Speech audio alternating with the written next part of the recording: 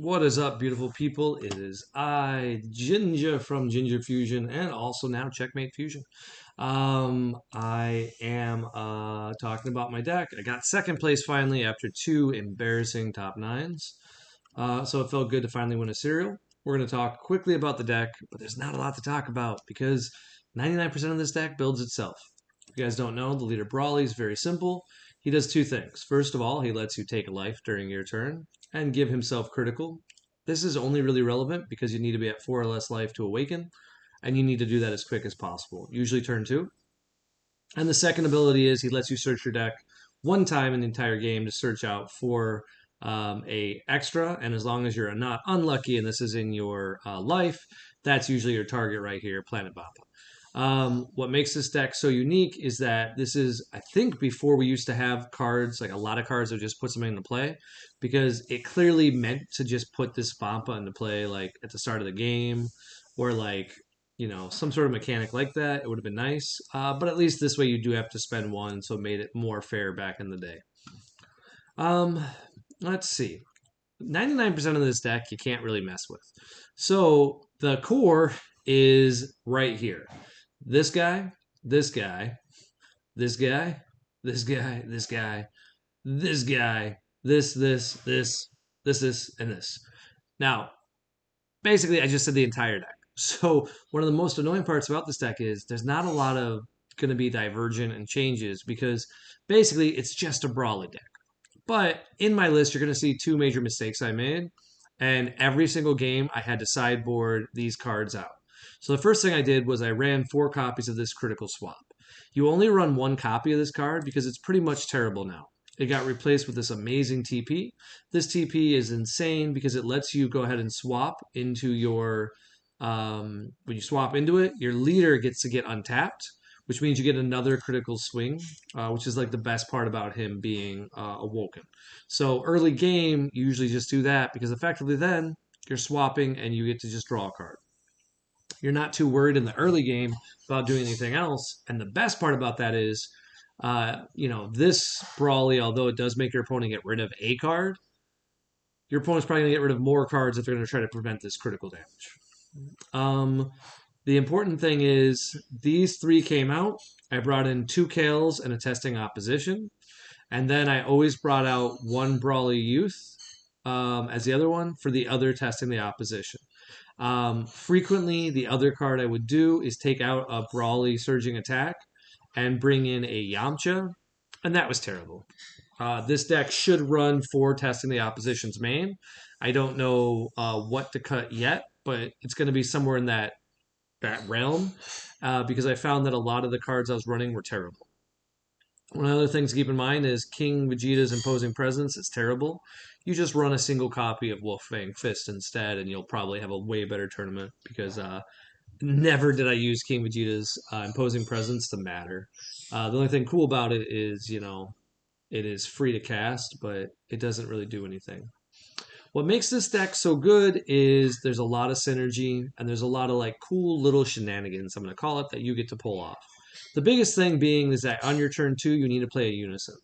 If you don't have anything else to do, you can always try delaying it on 1. My last round opponent did not know how good my unison was and tried a different strategy, which almost worked out well for him because I was missing my 1-drop and I didn't have Planet Vampa. But my Piccolo Jr. had 3 markers by the end of my turn. The reason why is if you go second, you can choose to take a life. And if you play Piccolo during your turn, I upticked it, which is this +1 right here. It says choose one of your opponent's battle cards, give it -5, which I did. Killed his blocker, the only one he had. And then when I swung with my leader, I comboed a random card from my hand. I don't remember what it was, probably a Paragus 1-drop. And when I did that, he chose to take the damage. As a result, this Piccolo went to 3 markers. It wasn't a big deal. But what made it really cool was then, because he was playing Goku Green, his next turn, he swung with his leader. He put in a Z energy, and then he played his Z leader, Z Unison, and then he awoke. Well, when he awoke, he went to it. It triggered this ability as well because it doesn't say during your turn. It says either player's turn. So if your opponent chooses to take their own life, you get a free marker. Well, that meant my Piccolo Jr. started the game with 4 markers, effectively. Then he swung into my leader twice. He gave me my missing card so I could get my swap engine going. And then I swapped into my 4 drop. When I swapped into my 4 drop, I think I swung with like my leader or something. And between that and the fact he didn't have dormant, it meant that my Piccolo Jr. From these effects, this 4 drop right here is the big deal. He comes into play. Your opponent warps a card, which is pretty good by itself, but then you get to give your unison a marker. So that put it at 5 markers, and then because he took a damage, it went to 6. Well, that means I was able to use the activate main, and that's kind of what you're always trying to do. This is how you win just a crazy amount of your games. The reason why you win is that you then get to special summon 2 cards from your deck. You almost always want to grab a Fearless Pan and a Rampaging Son Goku. What's really cool is if you do draw these cards and you can't put them at the bottom of your deck with your super combo for any reason, like you don't draw any, you can also play them from your hand. But obviously, if you can, we want to put them to the bottom of the deck. So that's why we run this super combo. Same thing with Ba. If you ever draw an extra Ba, you just save it. And like on turn 2, when you use a super combo up, you're going to go ahead and put that Ba at the bottom of the deck. So that way on turn 3, you can use it. But what was really cool about this Piccolo was my opponent, was already tapped out because he, spent all of his energy. He made a blocker, and so I just went into the ult. I played my Fearless Pan and Rampaging Son Goku.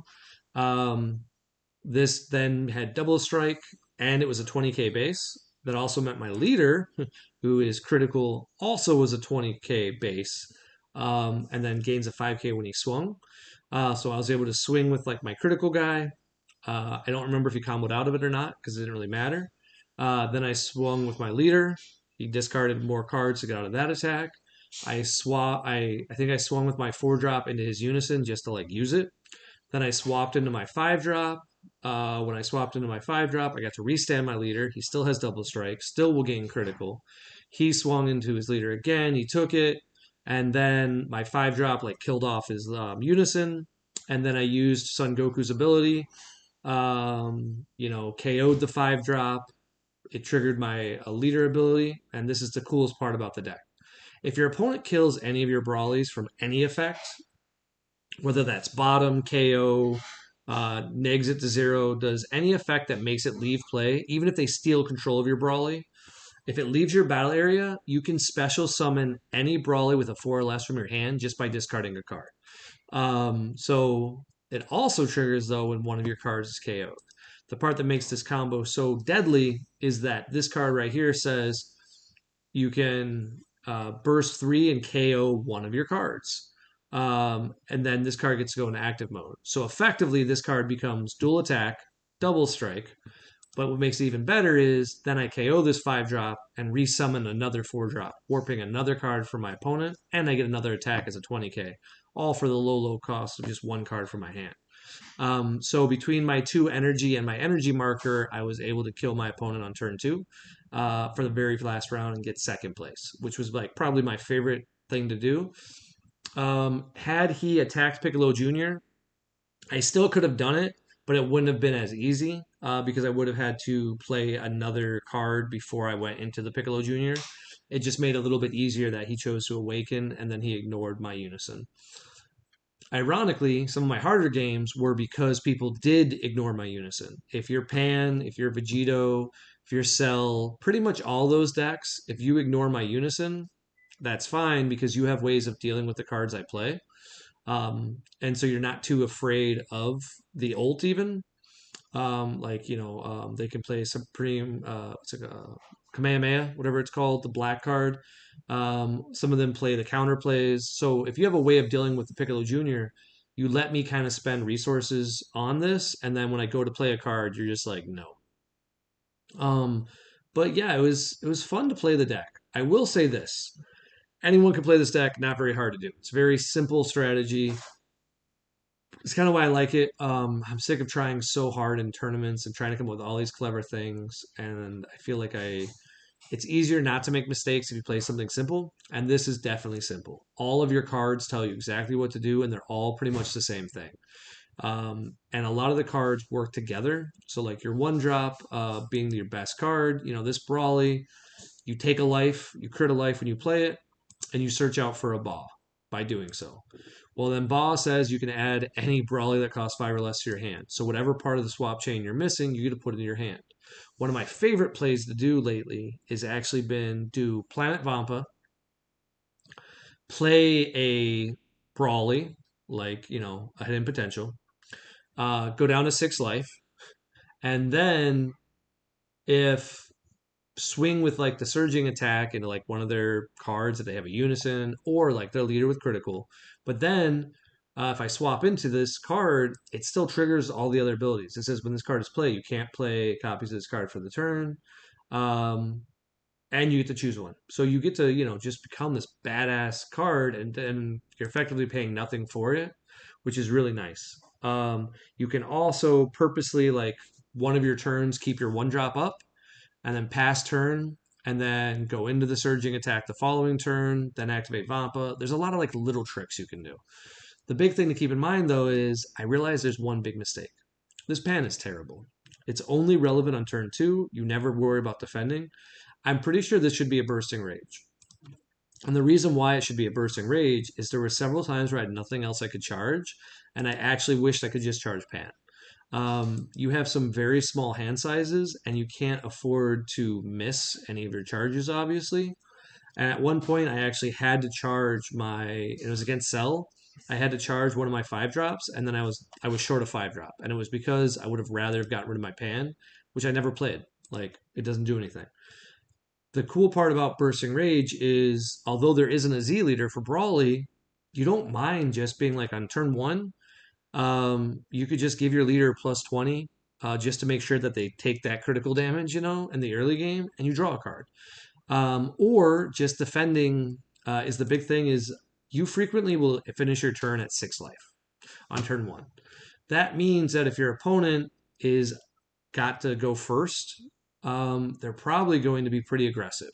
Some of the decks, like the SS4 Vegito deck, and some of the other stuff, it has a lot of double strike. It has a lot of innate abilities that are problems for you. People will frequently try to like double strike you from 5 to 3 or like U7. That's always what they do, right? Well, if you don't have a test in the opposition, you're going to end up taking that attack, or you'd have to combo a ton of cards from your hand. Bursting will let you get out of that attack because it's a plus 20k. And that's what the deck is missing. So that's the biggest change I do here. Your Z deck is largely not to be used. You are only using the Z deck when you make a mistake. I found that there wasn't much I could do with any of these cards. None of them were really, really relevant. Like this Whis here is supposed to be something you could play in theory, but I never had the energy to do it or a reason to. Same with SSB Vegeta. You never have the 2Z energy that early in the game where this could be a useful card. And then, so you're just kind of like, you're wondering what to do, and you don't generate enough Z deck energy in the deck. So if you can figure out how to fix that problem in the deck, if there's a way to combo with any like Saiyans for free, that would make this deck way better, and you would probably knock it up to being tier 1. I think it's a solid tier 1.5 right now. It's a good deck, but it's got some issues. Basically, if any of your opponents disrupt any of your Brawlies, you die. So if they prevent them from coming into play, you die. If they kill too many of them, you die. If they floodgate you die. So just keep it in mind is that you're basically just hoping that your opponent doesn't have any answers. And if they don't, you just can like rapidly kill them before they can set up a defense. This is aggro incarnate, and it's not bad. I don't think this is something I'm going to play long term. I like the idea of it. I want it to be playable. Even saying it, you can tell my body is just like, oh, I don't think I want to play it. It was really rough. I really also don't recommend playing it for webcam. I didn't expect it to be such an issue because for me, I played this deck, right? This is one of my favorite decks back in the day.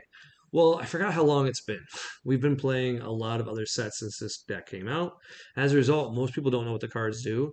So you're reading every single card over and over again and to each of your opponents, and it just creates a kind of like a bad environment.